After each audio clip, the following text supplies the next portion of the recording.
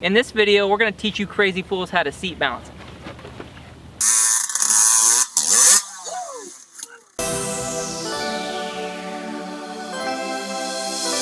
This is Tyler with the MX Factory. Today we're going to teach you guys how to seat balance.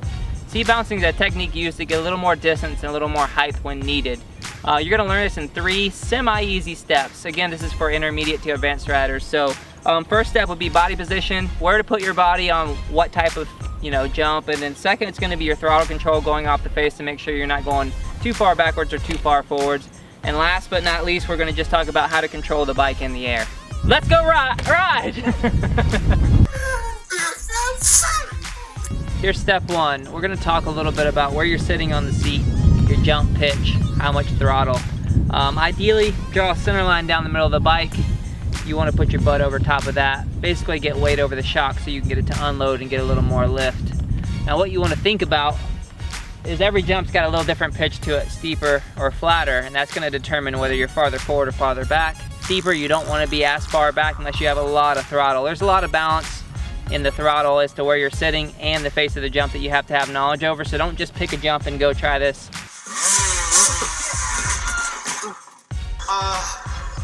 Do you want me to be honest? It was utterly atrocious. If you want to start mellow, work your way up, and then that gives you time to play with where you're sitting and how much throttle you're giving.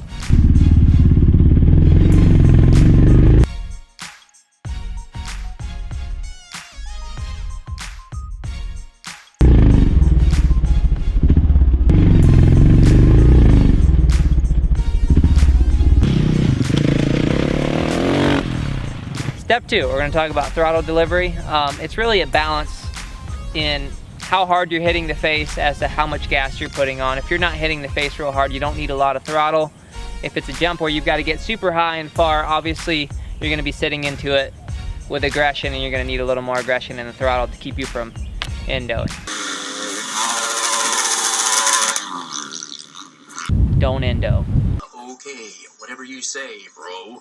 Think about when you're coming into the face of the jump and you're sitting your weight into it. That's when you would want to apply more throttle. You don't want to come in with a wide open throttle and hold that steady. You want the torque to pull that weight into the face. That way you get the lift that you need.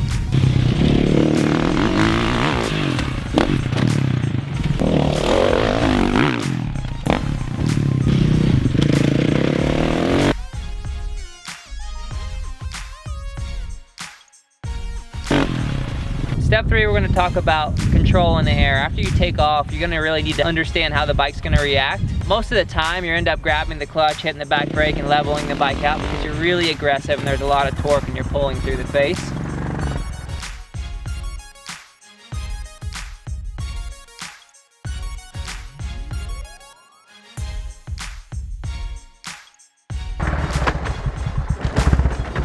Another way to do it if you don't quite make the jump, say your back tire hits the top and the front tire makes it, is just get a little weight over the front end and keep the front end up.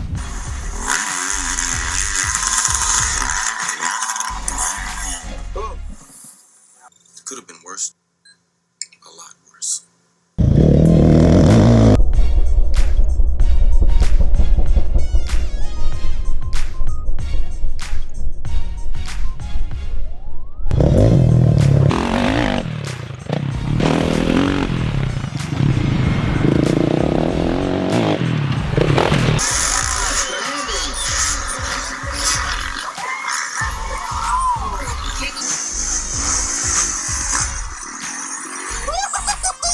Alright guys, I hope you learned a thing or two about seat bouncing.